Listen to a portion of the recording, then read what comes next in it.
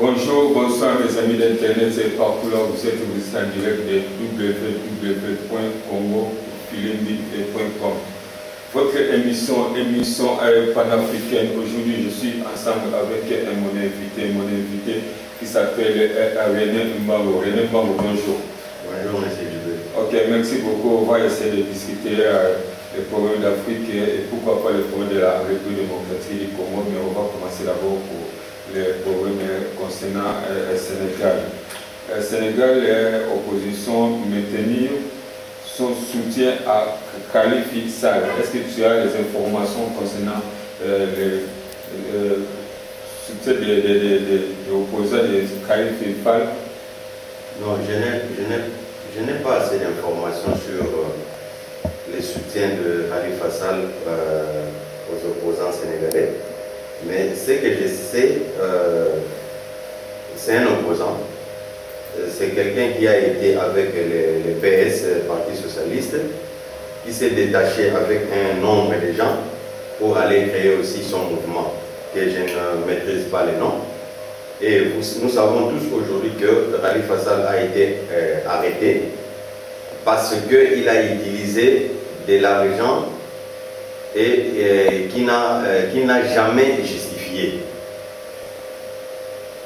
Il avait une caisse noire au niveau de la mairie.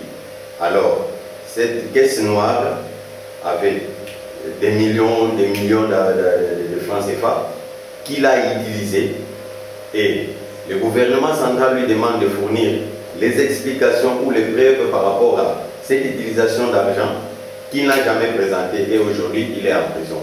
Ce que je pourrais dire, c'est un opposant et toute l'opposition qui est derrière, qui est derrière lui, veut le soutenir parce qu'il pense qu'avec lui, il a une vision, il a de l'avenir politique devant lui. C'est pour cela qu'il veut le soutenir. C'est ce que je connais, mais je ne sais pas si exactement toute l'opposition sénégalaise est derrière lui. Ça, j'ignore encore, ça reste à vérifier à mon niveau. Ok, merci M. René Mbango. M. René Mbango, je voulais vous poser une petite question. Ici au Sénégal, je vois souvent la plupart des opposants, ils se retrouvent toujours en prison. Pourquoi ça se passe souvent ici au Sénégal? Mais non. Il faut... Même le maître Wadi, tous les présidents là sont passés en prison avant de devenir président. Non, le problème est que le pouvoir utilise la force. En Afrique ici, le pouvoir utilise plus la loi de jungle. Il faut faire par tous les moyens neutraliser, diviser l'opposition. Alors, la première arme pour neutraliser, pour diviser cette opposition, c'est mettre les gens en prison. Je ne sais pas si c'est une bonne idée ou c'est une bonne vision, mais pour nous en Afrique, pour bien diviser l'opposition, ou bien pour neutraliser l'opposition, pour affaiblir l'opposition, il faut d'abord commencer à les mettre en prison. Voilà au moins ce que j'ai comme réponse à te donner à la question. Si aujourd'hui les opposants sénégalais qui se retrouvent souvent en prison, pour les donner la force ou bien pour les affaiblir? Moi je pense que ce n'est pas pour... Bon, les deux peuvent être corrects. Ça peut être pour les affaiblir, ça peut être pour leur donner aussi un positionnement. Par exemple, je parle d'abord pour les affaiblir. On te met en prison, dès que tu sors, tu as la paix. Tu dis bon, je n'ai plus la force de faire parce que demain je vais me retrouver encore en prison. Et si derrière toi tu n'as pas une base solide, là je pense que c'est de t'affaiblir. Mais si tu as une base solide, moi je pense que la prison pour les opposants, c'est juste pour leur donner encore plus de pouvoir ou bien de les faire, ce qu'on dit en un langage terre à terre, de faire leur publicité. Tu comprends? Donc c'est ça, ce que je comprends par rapport. Je ne dis pas que c'est bon pour les affaiblir ou bien c'est mauvais pour les affaiblir. Moi je suis au milieu, je dis peut-être que c'est bon et je peux dire encore c'est mauvais. Monsieur Khalifa Sall, que tu connais très bien, Marie, tu connais pas bien l'histoire de Sénégal Métis au Sénégal, on a en train d'écrire ça partout, dans les journaux, les informations. Concernant Khalifa,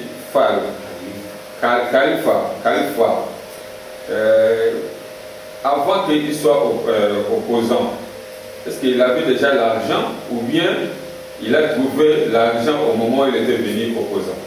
Non, Khalifa Sall n'était pas d'abord opposant. Khalifa Sall, c'est le maire de Dakar. C'est le maire de Dakar.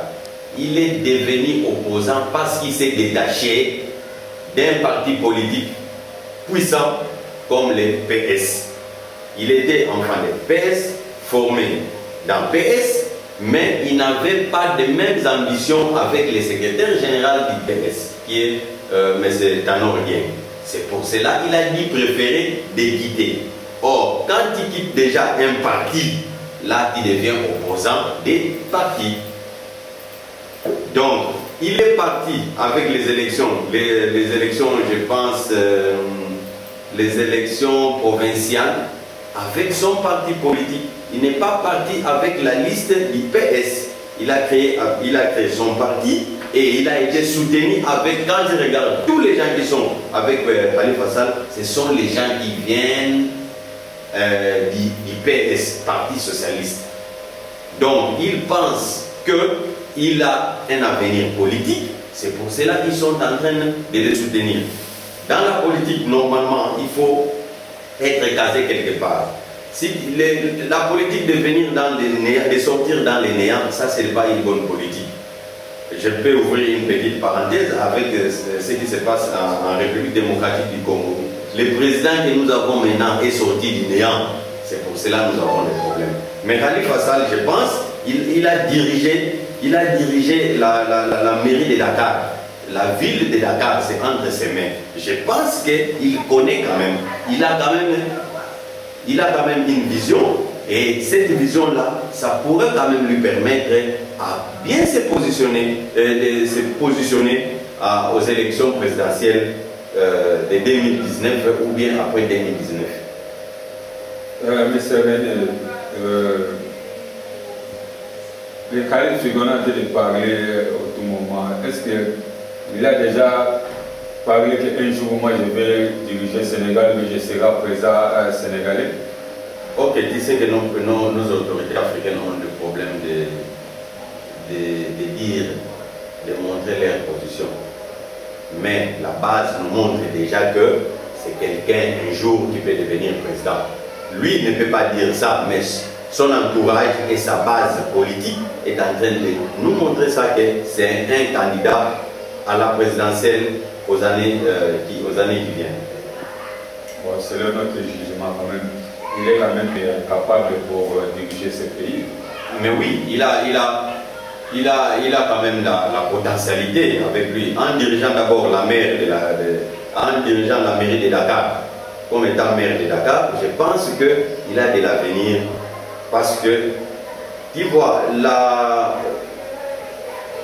majorité, ou bien quand tu regardes dans nos votes ici en Afrique, la capitale nous donne beaucoup de voix. La capitale nous donne par exemple 40% d'électorat, ou bien 50% ou 45% d'électorat. Donc s'il arrive à bien maîtriser la ville de Dakar, je pense qu'il sera une bonne personne pour l'avenir du Sénégal.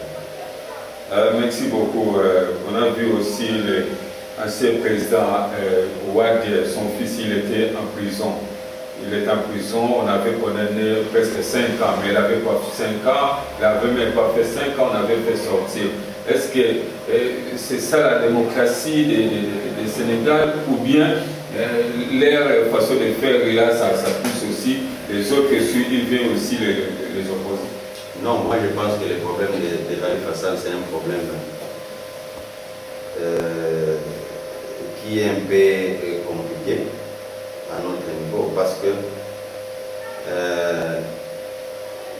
jusqu'à preuve du contraire, moi je dis ceci, il n'y a pas encore de preuve.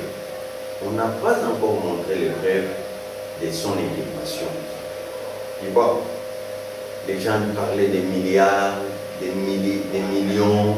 jusqu'à preuve de contraire. Est-ce que ça, c'est pas pour lui saboter ou bien... Non, c'était un moyen, c'était un moyen pour l'inculper, quand même. Avec la justice, quand il inculpe quelqu'un, il faut avoir des preuves. Sans preuve, il ne peut pas inculper quelqu'un. Quand il regarde son dossier, on a dû changer des procureurs par rapport à son dossier. Le premier nous a amené un scénario et le second nous a amené un autre scénario. Donc, pour moi, je dis que la justice sénégalaise n'a pas démontré de preuves. C'est pour cela, je pense que c'était une des raisons de lui relaxer. Parce qu'il n'y avait pas de preuves. Les éléments, tous les éléments pour lui condamner n'étaient pas réunis. C'est pour cela qu'on lui a libéré. Fils de Ouad aussi, on avait condamné 5 ans de prison jusqu'à ce qu'il était sorti. Lui aussi, il n'avait pas des épreuves. Non, moi je te parle de Karim Ouad. Je te parle de Karim Ouad comme étant le fils du président. Tu vois, il était le fils du président. Karim Ouad, d'une part, il a géré ces pays comme un héros dans l'ombre. C'était le seul ministre, depuis que moi je suis né jusqu'aujourd'hui, une seule personne à avoir géré 4 ministères. Et les 4 ministères là, ce sont des ministères clés. Quand on voit la coopération internationale, l'infrastructure, ligne aérienne, et puis quand tu regardes l'énergie, ça ce sont des ministères clés. Il y a la diplomatie, il y a l'argent, il y a les transports, tout. Il y a l'électricité et l'eau. Alors je pense que d'une part aussi, c'était un problème de jalousie entre lui et le pouvoir actuel. Tu sais, si aujourd'hui le président Macky Sall avait quitté les gouvernements de Ouad, c'est par rapport à Karim Ouad. Il avait demandé, quand il était président de l'Assemblée nationale, il avait demandé à Karim de venir s'expliquer par rapport aux responsabilités qu'on lui a confiées. Et ça, c'est des choses que son père n'a pas voulu accepter, son père n'a pas digéré. C'est pour cela qu'on lui a chassé. Mais moi, j'ai dit, sa libération, ça ne regarde que le président de la République. Il le sait pourquoi il a libéré.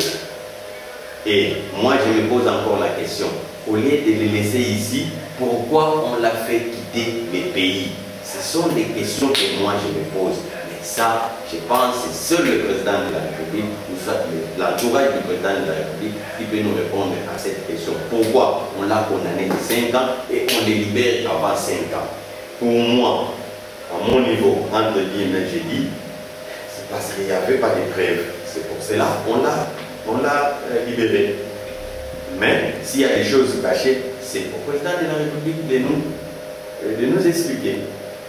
Mais on a vu le jugement sénégalais ici, vraiment ça marche très bien. On a vu le président tchadien, on a jugé, c'est la première fois, président africain, il était jugé ici en Afrique. Quel est votre commentaire pour ceci? Non, mais c'est une bonne chose de juger un président en Afrique parce qu'il était président en Afrique. Le Tchad, c'est un pays qui est en Afrique. Moi, je dis avec cette histoire, par exemple, entre guillemets, cette histoire de la Cour pénale internationale. Quand tu regardes très bien, la majorité des gens qui se trouvent à la Cour pénale internationale, ce ne sont que des autorités africaines. Donc, ça, c'est une bonne chose d'ouvrir peut-être une justice ici en Afrique pour juger les autorités africaines. Ça, c'est une bonne chose. Mais pour ce qui concerne les dossiers de Hissène Habré, donc, Hissène Habré, quand même, il a fait beaucoup de mauvaises choses dans son pays.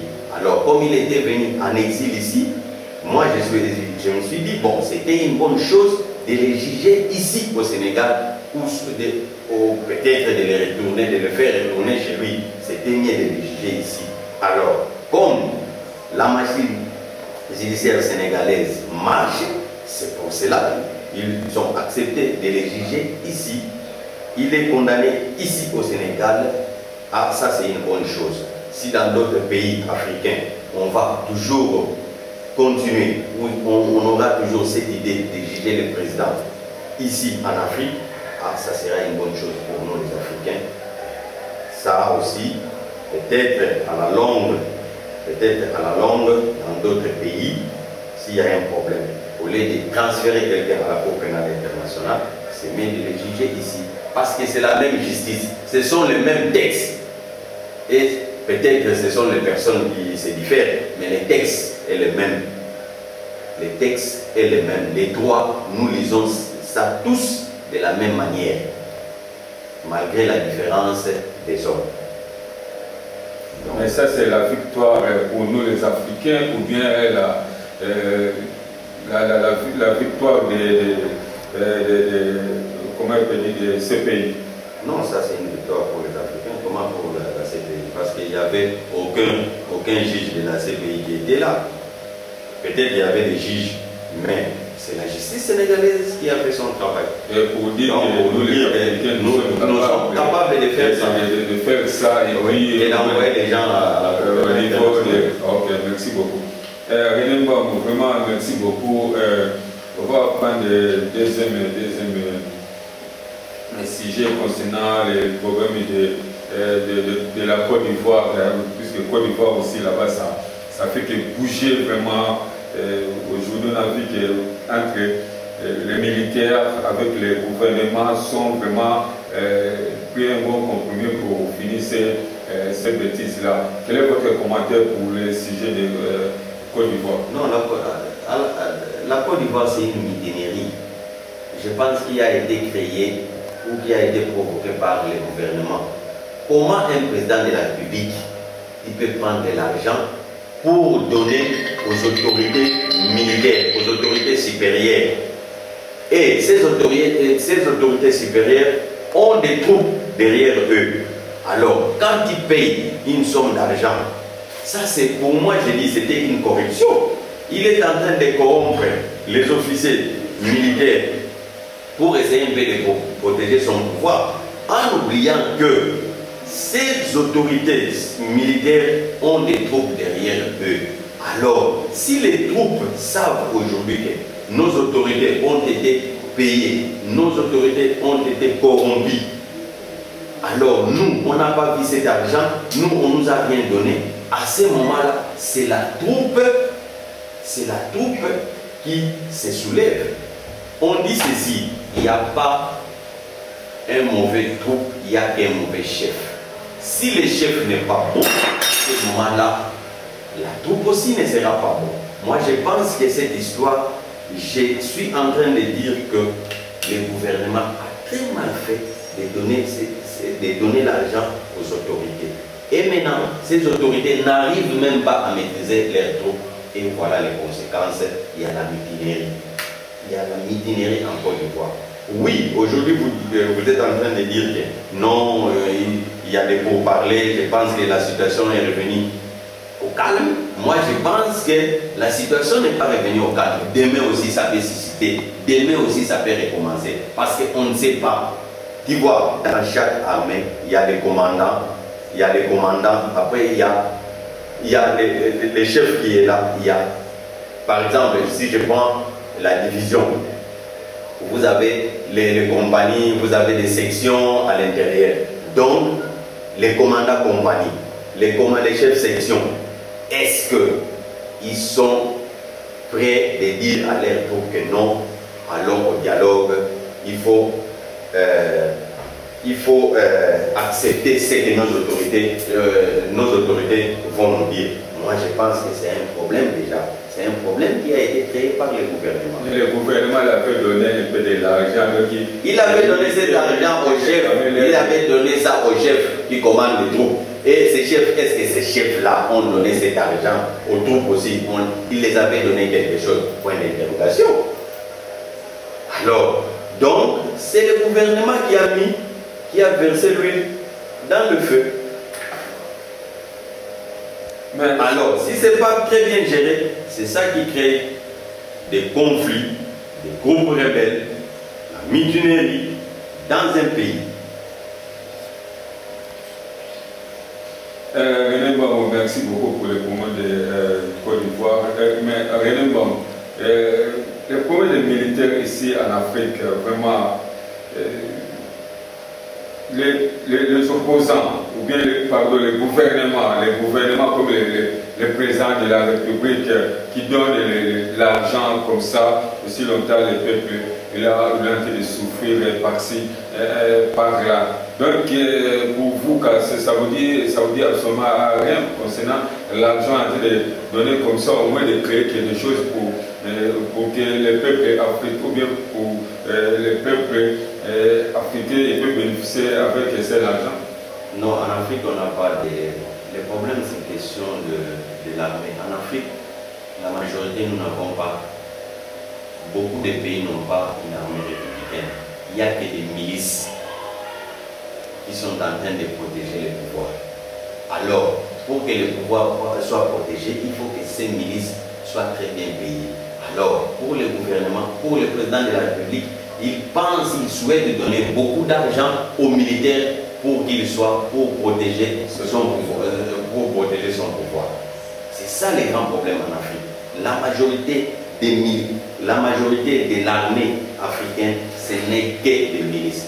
Je peux parler d'une armée républicaine seulement au Sénégal, au Ghana, Maroc et l'Afrique du Sud.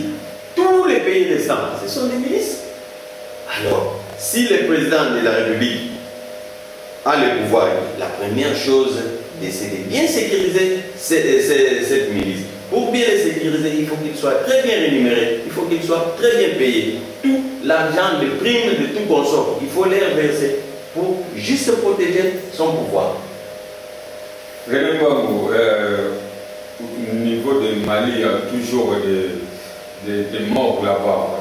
Aussi longtemps, il y a des militaires français, il y a des militaires union africains, il y a des militaires par-ci par-là. Est-ce que les militaires union africains ou bien les militaires français sont incapables de finir ce mouvement-là qui a été de tuer les populations maliennes? La première chose, il faut savoir quelle est la mission de ces militaires français. S'ils sont là au Mali pour protéger leurs intérêts, est-ce qu'ils sont prêts à mettre la paix, à finir avec la guerre? Non. Ça dépend de leur mission. Leur mission est définie comment? Si c'est pour protéger leurs intérêts, mon frère, il faut oublier leur présence là-bas. Ils peuvent faire 1000 ans là-bas, il n'y aura rien qui va changer. Et l'Union africaine maintenant? L'Union africaine est composée des aventuriers. Comment les aventuriers? L'Union africaine est composée. Dis-moi dans quel pays les militaires de l'Union africaine ont déjà mis la paix. Dis-moi dans quel pays. Dis-moi dans quel pays. Au niveau de Centrafrique, on a vu, on a trouvé même les casques bleus là-bas. Quel est votre commentaire? Il n'a pas encore eu la paix en Centrafrique. Mais il y a un nouveau président. Malgré il y a un nouveau président, mais il n'y a pas la paix parce qu'il y a toujours des poches de rebelles. Il y a toujours des poches de rebelles. Il n'y a pas la paix. Ce n'est pas ça la paix. La paix, c'est la stabilité. Il faut que le pays devienne stable. Toutes les institutions fonctionnent. Mais quand tu pars en Centrafrique, tu vois qu'il y a d'autres, je ne sais pas, d'autres villes, ou bien d'autres villages, ou bien d'autres coins du pays où même le pouvoir ne peut pas avoir l'accès. Donc il n'y a pas la paix. Mais comment on va faire pour qu'il y ait la paix au niveau de Centrafrique? Pour qu'il y ait la paix, c'est le problème interne d'abord. C'est le problème. Il y a quelque chose chez nous en Afrique. Il y a quelque chose. Il faut s'aimer les désordres pour que les autres règnent. C'est ça ce qui marche chez nous en Afrique. Il faut s'aimer quelque part les désordres pour que les autres puissent régner. Alors, le problème, c'est le problème de la conscientisation. Il faut que les peuples africains vraiment soient conscients. Ils n'ont qu'un seul continent qui est l'Afrique. Alors, ils sont en train de garder pour les intérêts personnels. Ils sont très manipulés par l'Occident. Or, l'Occident vise d'abord ses intérêts. Alors, pour que les intérêts de l'Occident soient visés, il faut mettre leurs marionnettes en place. Et c'est pour cela qu'ils voient la majorité des présidents africains sont des marionnettes. Mais avec toutes les souffrances là, on a été civils, nous les Africains, ils sont incapables vraiment de trouver solution. La souffrance est acceptée par nous-mêmes d'abord. Nous acceptons cette souffrance-là. Les peuples africains préfèrent souffrir pour positionner quelqu'un. Or, ce n'est pas ça. C'est nous-mêmes. Nous sommes à la base de tout ça. On dit la charité bien ordonnée commence par toi-même. Si moi je n'arrive pas à nettoyer ma maison, il n'y aura personne de l'extérieur qui va venir nettoyer ma maison. Or, ils viennent pour plus me critiquer par rapport à la négligence que j'ai. Donc c'est pour cela que je t'ai dit. Donc le problème de l'Afrique, c'est l'Africain lui-même. Il faut que l'Africain fasse un effort de dire que c'est mon continent, c'est ma maison, c'est ma parcelle, c'est mon pantalon. Il faut très bien entretenir ça. Merci beaucoup, M. René Mbangou, concernant les problèmes d'Afrique. Maintenant, on va parler un peu journée internationale contre l'homophobie, les combats impossibles. Est-ce que vous avez quelque chose à parler concernant l'homophobie? Il y a des cycles partout en Europe, en Afrique, en Asie, partout. Vous avez quelques commentaires pour ça? Non, je n'ai aucun commentaire. Je n'ai aucun commentaire sur ça. Ok, merci beaucoup. Maintenant, on va parler du point de la République démocratique du Congo. Donc, après attaque des prisons Makala, c'était mercredi. Mais quel est votre commentaire concernant le point de la République démocratique du Congo? Il y a peu de choses. Par exemple, il y a la prison Makala, il y a aussi des militaires, il y a un mouvement là-bas qui tue aussi les civils. Quel est votre commentaire pour ce sujet? Bon, je commence d'abord par... je t'avais dit, je viens de te dire tout à l'heure que nous avons une milice ici en Afrique. On n'a pas une armée républicaine. En RD, c'est la cacophonie totale. On ne sait plus qui fait quoi, qui est qui et qui est quoi en RDC. La RDC, c'est ce qu'on appelle des bandades totales, du sommet jusqu'au dernier peuple. L'évasion de Makala, on s'est réveillé ce matin et on a allumé nos téléphones, on a vu des infos circuler de gauche à droite. Il y a des militaires qui se sont évadés.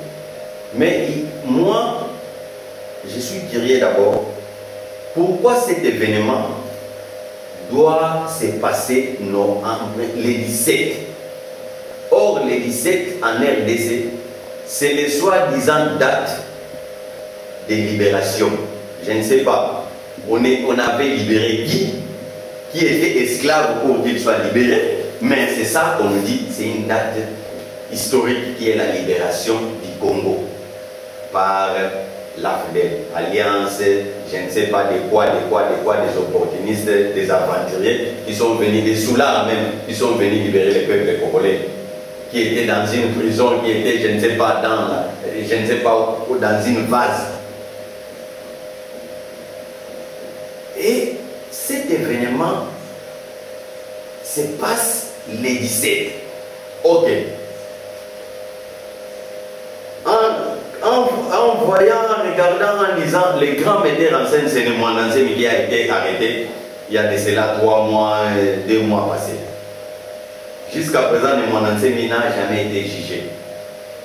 Jusqu'à présent, le gouvernement congolais nous a jamais dit pourquoi, nous a jamais démontré ou dit pourquoi le Mwananzemi se trouve en prison.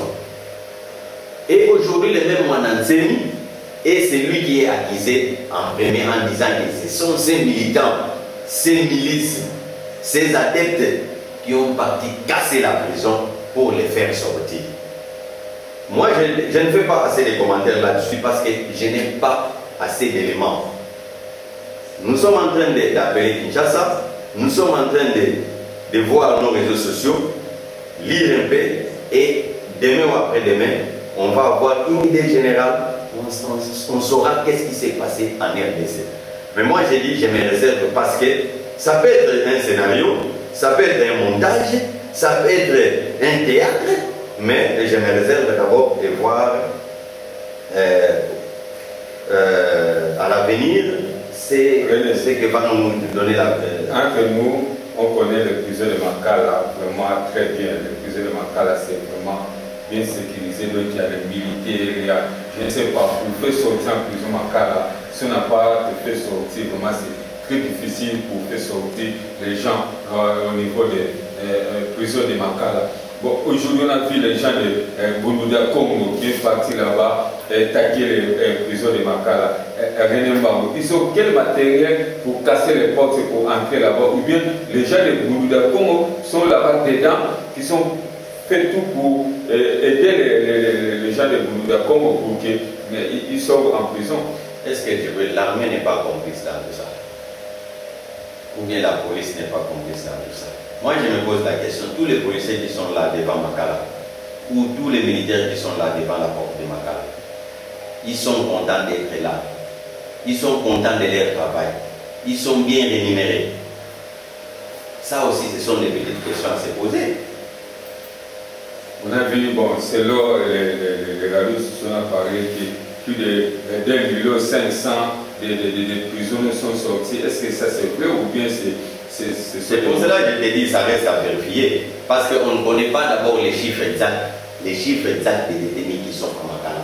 Bon, moi, aussi, moi, ce qui m'étonne dans tout ça, c'est le problème de Franck Diongo. Franck Diongo, maintenant, tout le monde est là en train de chercher sa libération pour que Franck Diongo il sort avec l'autre opposant, ils sont là-bas plus de 3 ou 4 là-bas en prison. Mais on a vu qu'on a attaqué le prisonnier de Makala, mais Franck Diongo avec les autres opposants à part. On a vu mon ancienne vidéo sur le moto là, on appelle ici ce quoi là, qu'il est monté, on a fait sortir.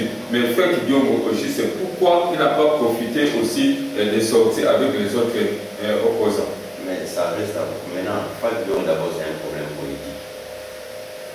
Franck Diongo n'a jamais accepté. Mais mon ancienne ici, c'est... Non, laisse-moi, tu as parlé d'abord du problème de Franck Diongo. Laisse-moi te répondre le problème de Franck Diongo et on verra avec les témoins.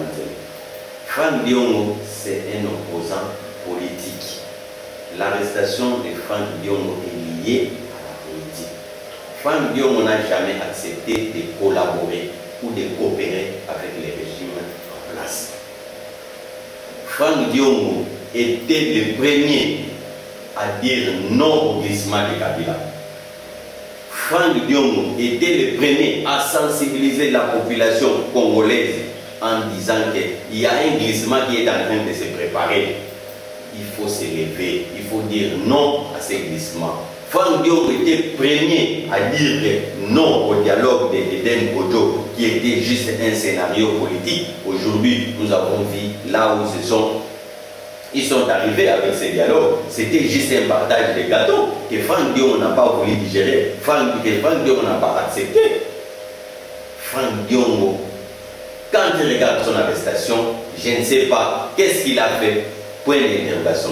Il n'a pas fait outrage, il n'a pas insulté, il n'a pas tapé, ou soit blessé ou blessé volontaire, usurpation de pouvoir, outrage au chef de l'État. Jusqu'à preuve du contraire, on ne sait pas pourquoi Franck Diongo est arrêté. Franck Diongo est arrêté. Pour nous, Franck Diongo est arrêté parce qu'il a dit non au glissement à Joseph Kabila. Un point, un trait. C'est un problème. De parler de Franck Diongo, excusez-moi. Qu'est-ce qu'on peut faire pour sa libération? On va continuer toujours à demander la libération de Franck Diongo, ou bien on va attendre jusqu'à ce qu'on va, puisqu'il est déjà jugé, on a donné... Il a jugé. Il était jugé... Par qui? Qui l'a jugé? Ce sont des gens là qui sont là pour... Vous l'avez condamné pour combien de temps? Vous ou bien moi? Non, ce qui a dit, on l'a condamné pour combien de temps? Toi-même, tu avais vu les jugements de Franck Diongo.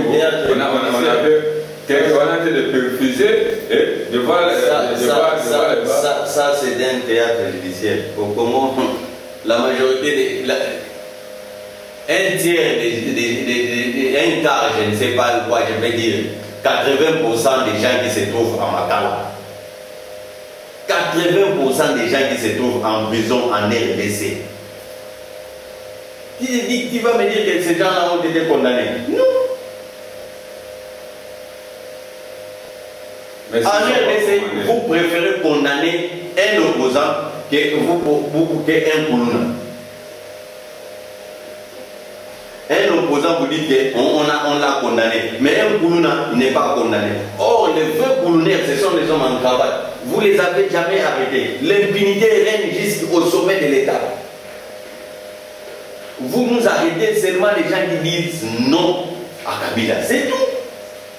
Parce que vous, tout celui qui accepte, tout celui qui collabore ou soit, tout celui qui accepte de tendre sa main ou bien de donner sa main à Kabila, celui-là n'est pas un opposant. Mais quand il dit non, on te met au ouvre. Franck Diom, moi je n'ai rien à dire avec. La seule chose que je peux vous demander ou que je peux vous dire, de les libérer. Qu'est-ce qu'il a fait? D'aller retrouver sa famille biologique et sa famille politique. Ce que nous, les Congolais, on va demander seulement les pouvoirs. On ne demande rien, c'est ce qui va se passer. Qu'est-ce qu'on va demander? On ne demande rien, il faut les libérer. Il faut impérativement les libérer. Qu'est-ce qu'il a fait? Vous lui avez condamné pour combien de temps? Qu'est-ce qu'il a fait? Qu'est-ce qu'on dit? Dans son billet de cours, quel est le motif de sa condamnation? Quel est le motif que vous avez écrit là-bas? Les motifs sont écrits là-bas, bien moi. Que vous avez vous. Vous les gens qui détiennent le pouvoir. Non, René, toi, il a des moments où je ne te comprends pas. Je ne sais pas maintenant, les pouvoirs, tu mets ça dans ma tête. Mais c'est pour ça qu'on s'appelle le président du pays. C'est comme ici, moi je suis là-bas ou bien je mange avec les caméras. Non, mais moi, non, président étant que ça c'est les trucs des petits zones, c'est pas les problèmes de la politique. Donc, évoluons. Moi, je pense que le problème de Franck Diom, ça, c'est un problème, c'est vraiment ridicule. La justice congolaise, c'est vraiment ridicule. C'est du théâtre et du jamais vu. Je pense que c'est mieux de les libérer. C'est mieux de les laisser aller retrouver sa famille biologique, sa famille politique, qu'il attend sortir, qu'il attend voir dehors, qui attend sa libération. Pour continuer sa vision, il a une bonne vision de dire non. C'est un guerrier. Franck Diom dit ceci. Parler ou pas, il va mourir. C'est mieux de parler parce qu'il va mourir. C'est un grand combattant, c'est un guerrier. Ce sont des gens rares. Lui, quand il part, regarde-moi par exemple. Quand je regarde, quand je suis les informations de la RDC, les gars comme Colin Ampoy, ça c'est un autre phénomène. Hier, il nous disait que Kabila c'était un micro, et aujourd'hui, il est derrière Kabila. Oh. Ça devient compliqué. Il avait insulté le président de la République comme étant micro. Et maintenant, toi, tu es derrière ces micros pour aller chercher un poste gouvernemental. Ou bien pour aller un poste ministériel, pour devenir Premier ministre. René, concernant Franck Diom, vraiment notre combattant, notre père de la nation, on a même refusé son médecin pour qu'il puisse lui donner un soin médicaux. Est-ce que ça c'est vraiment les informations vraies ou bien ça a été toujours comme ça avec les opposants et tous les opposants qui sont en prison. Ça a été toujours comme ça. Quand la situation va s'aggraver, à ce moment-là, on va chercher à les faire sortir, à l'amener à l'hôpital. Maintenant, quand il dit que non, ça ne va pas, ça ne va pas, personne ne les regarde. Personne ne les regarde. Mais quand ça va dégénérer, à ce moment-là, on va dire non, son avocat va sortir, il y a un ministre ou bien un député qui va sortir pour dire que non, il faut le faire, il faut l'amener à l'hôpital. Mais c'est comme quand Niamat avait refusé totalement pour les médecins de Franck Diom. Est-ce que ça c'est une fausse information ou bien c'est vrai? C'est lui qui a été refusé que Franck Diom n'a pas le droit de vendre les soins médicaux. Est-ce qu'il y a ces capacités? Ce n'est qu'un simple utilisateur. On est en train de l'utiliser. Kanyama, on est en train de l'utiliser par le pouvoir en place. Comment l'utiliser? Mais Kanyama est en train de travailler, il est en train de travailler avec, pour le gouvernement et avec le gouvernement. Mais il est général, toi tu veux qu'il travaille avec. Mais général, qui est en train de tuer son pays et son peuple, pourquoi pas démissionner? Si tu vois que cette mission-là ne te convient pas, pourquoi pas démissionner? Bon, soit disant, on a. Kanyama est au service, non, Kanyama est au service de la Kabylie. Soit disant, on avait mis à côté et aujourd'hui là. Mais on l'a mis à côté, et aujourd'hui il est où? On a donné encore vraiment ce titre de général. Ça, non, mais il n'a pas été dégradé, il est toujours général. Il a été suspendu, mais il n'a pas été dégradé. Même si on l'avait suspendu à une durée indéterminée, il allait toujours rester général. Il est au service de la Kabylie, il faut le laisser dans son coin là, il sait ce qu'il est en train de faire comme travail. Il sert qui? Il sert le pouvoir ou bien il sert la population ou bien il sert le pays. Il sait ce qu'il est en train de faire. Et un jour ou autre. Quel message tu peux donner à Kanyama? Non, je n'ai aucun message de donner à Kanyama. Je n'ai aucun message de donner à Kanyama. C'est une autorité militaire. C'est à lui-même. Je vais te dire une chose. On peut tout tromper dans la vie sauf la conscience. Il sait avec sa conscience ce qu'il est en train de faire. Si c'est au détriment de la population, au détriment du pouvoir, au détriment du pays, au détriment des Kabila, au détriment de lui-même, au détriment de sa famille, il est conscient de ce qu'il fait. Il est en train de faire. Il est conscient de ce qu'il fait. Il payera. Le jour où il payera ça, il sera seul. Même sa femme, même ses enfants ne seront pas là. Il va payer ça avec lui-même seul. Avec son Dieu, il est en train de les regarder. Mais lui, il fait son travail. Mais c'est ça que je te dis. Est-ce qu'il est en train de faire un bon travail? Il y a un travail. Est-ce qu'il est en train de faire un bon travail? Ou bien il est au service de la Kabylie?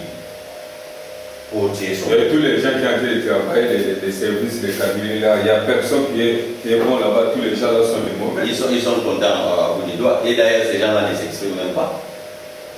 Ces gens qui sont contre Kabila, qui travaillent avec lui, ils ne s'expriment pas. Pourquoi ça? Mais sinon, on va le tuer. Donc il est là, il est en train de suivre seulement tout ce que Kabila est en train de dire. Il dit oui, oui, oui, bah non. Il est là, mais au fond de son cœur, il sait que non. Toi, tu crois que par exemple, dans son entourage ou bien dans son pouvoir, il n'y a pas des gens qui nous donnent des informations. Ils sont là. Nous travaillons avec ces gens-là. Nous travaillons avec ces gens-là. Nous connaissons. Et ces gens-là nous donnent des informations de ce qui se passe dans leur boîte. Pourquoi ils nous donnent des informations? Peut-être parce que de un, ils sont infiltrés. Et de deux, parce qu'ils ne sont pas d'accord avec ce qui se passe là-bas. C'est pour cela qu'ils nous donnent des informations. À bientôt, le nouveau gouvernement qui a été. On a déjà publié le nouveau gouvernement, le Premier ministre, comment il a déjà prêté le serment. Est-ce que vraiment tu es sûr que Kabila, les élections qui va passer l'an 2017, puisque les élections, on va faire ça en 2017, est-ce que Kabila il va poser les candidatures? Il n'y aura jamais des élections en RDC, il ne faut même pas poser cette question. Ce qui va se passer. Mais le Premier ministre, il va faire tout. Attends, quel Premier ministre? Chibala.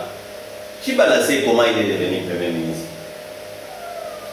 Chibala était le porte-parole, je ne sais pas, le secrétaire adjoint, je ne sais pas de quoi, de l'IDPS. Il était proche de l'IDPS. Ce n'est pas ça déjà qui ont créé l'IDPS. Mais je te dis, quand tu ne trahis pas l'IDPS, tu ne deviens pas Premier ministre. Pour devenir Premier ministre, il faut trahir l'IDPS. Il faut trahir le peuple congolais. Mais le premier président va à Chibala et puis... Chibala. Il faut très bien lire l'histoire. Il faut très bien lire l'histoire. Mobutu est revenu de la maladie. Arrivé à RDC, il dit au peuple congolais, je connais votre attente. Naïbi Possanadine.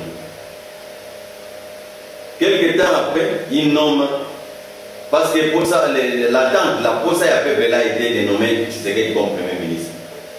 Lui, il a nommé Ken. Ken a fait combien de temps? État d'urgence. Moulumba Lukoji. Il a fait combien de temps? Quelque temps après, Kengo Neki, comment il s'appelle? Le général de Koulia est venu. C'est la même chose avec la Bible. C'est la même chose avec la Bible. Matata Bono est parti. Sami Baliban est parti. Maintenant Chiba. Et parmi ces trois ministres-là, les nuls, j'ai dit les nuls, c'est Bruno Chiba. Et c'est avec son gouvernement, dans son époque, voir son calendrier, c'est là où vont passer toutes les mauvaises choses et c'est là où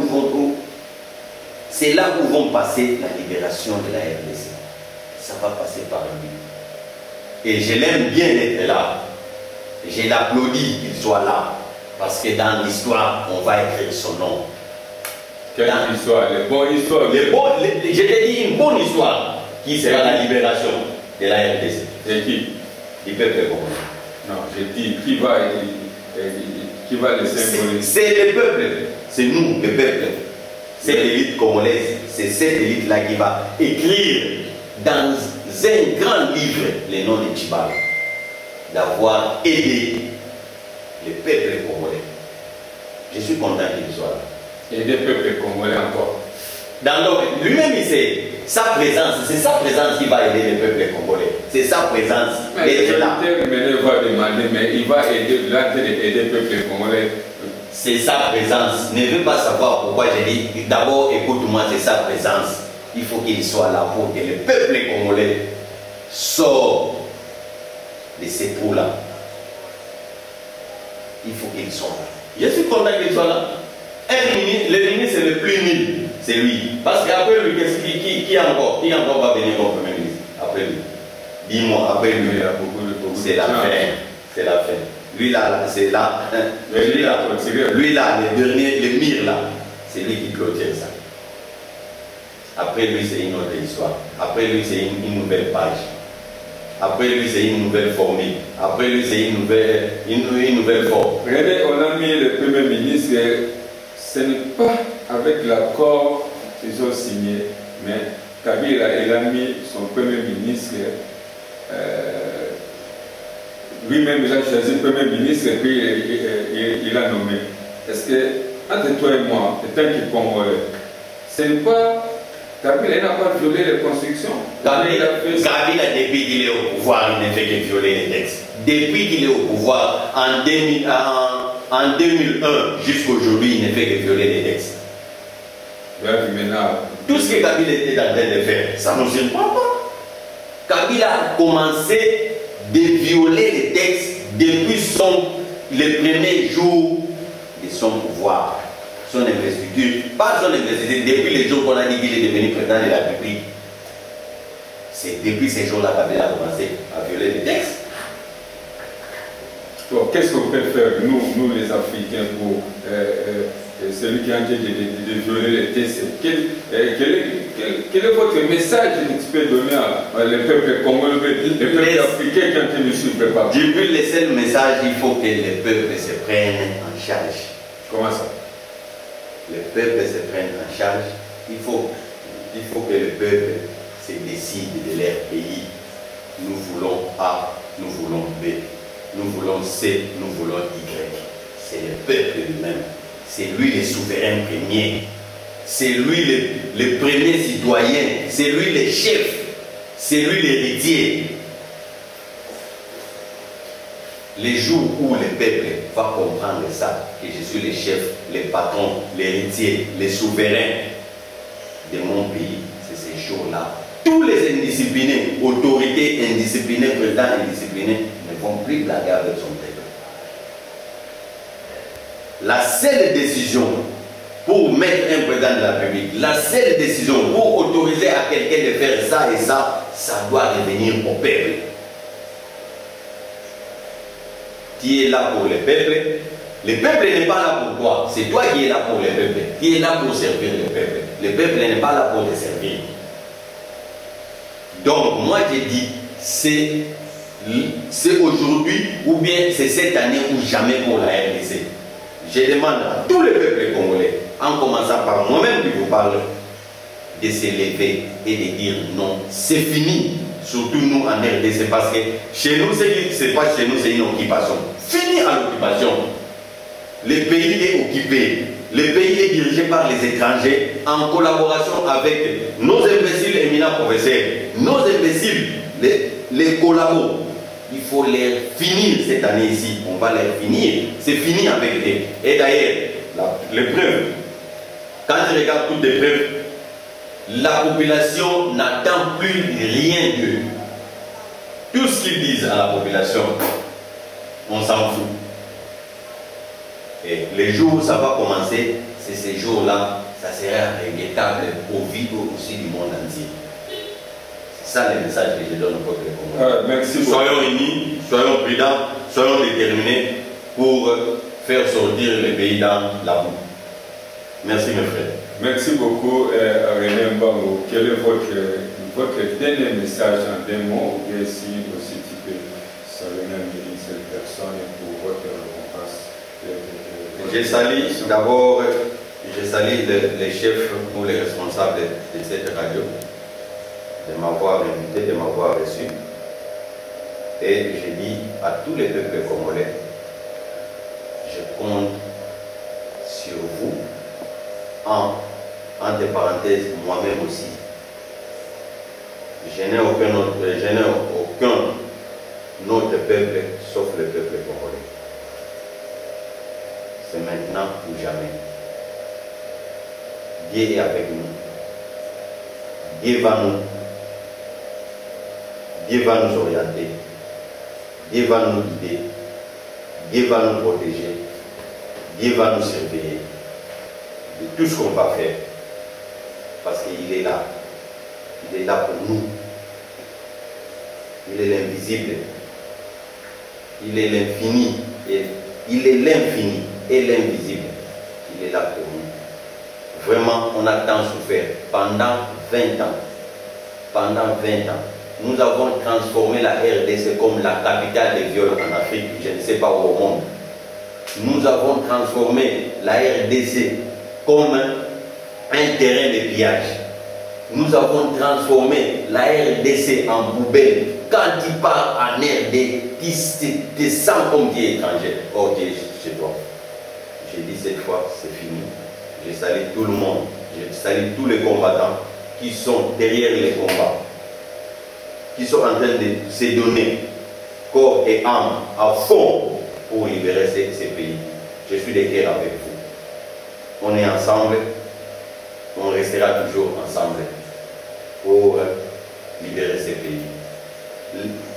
C'est le dernier mot qui nous reste, la libération de la RDC, qui est prise en otage par un imposteur, par un groupe de mafieux. Il faut libérer ces pays. Merci et je vous remercie tous. Merci beaucoup, M. René Mbangou, les combattants, résistants ici en Afrique de l'Ouest. Vraiment, merci beaucoup. Et puis, c'est ta maison, comme d'habitude, c'est ta maison, Radio Congo Film. Ce n'est pas la première fois que tu es venu faire vraiment cette émission. Vraiment, on va te remercier beaucoup. Et puis, je voulais aussi remercier tous les auditeurs qui nous suivent partout à travers le monde. Vraiment, je vous aime beaucoup, merci beaucoup. Et je salue toutes les familles, famille Lamine, famille Lutomatala, famille de Christopher Kanda, donc M. Chari, avec tous les amis de M. Chari, vraiment, merci beaucoup. On est presque à la fin, évidemment, Tchibouile et Pino. Votre esclave, pour aujourd'hui, vraiment, on est presque à la fin. Si Dieu est levé, on va se voir vendredi pour votre émission Ya au Papa. Merci beaucoup, M. René, que Dieu te bénisse. Okay. Merci, M. Jovenel. Alors, Congo Film, à vous l'antenne, s'il vous plaît.